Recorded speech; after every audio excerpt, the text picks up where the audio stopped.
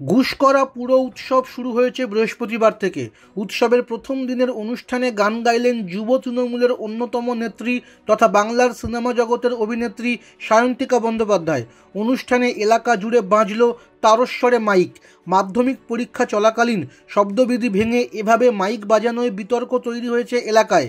ঘটনার সমালোচনায় মুখর বিরোধীরা। বৃহস্পতিবার ঘুষকরায় শুরু হয় রটন্টি কালীর পুজো ও মেলা। প্রতি বছরই রটন্টি কালীর বার্ষিক পুজোর সঙ্গেই পুরো উৎসব পালিত হয়। বৃহস্পতিবার উদ্বোধনের পর শুরু হয় সাংস্কৃতিক অনুষ্ঠান। সন্ধ্যা 6:30 নাগাদ মঞ্চে ওঠেন সায়ন্তিকা। প্রায় 1 ঘন্টা ছিলেন তিনি মঞ্চে। সায়ন্তিকা গান গেয়ে শোনান এবং নৃত্য পরিবেশনও করেন। এই সময় তীব্র স্বরে মাইক বাজানো হয় বলে অভিযোগ।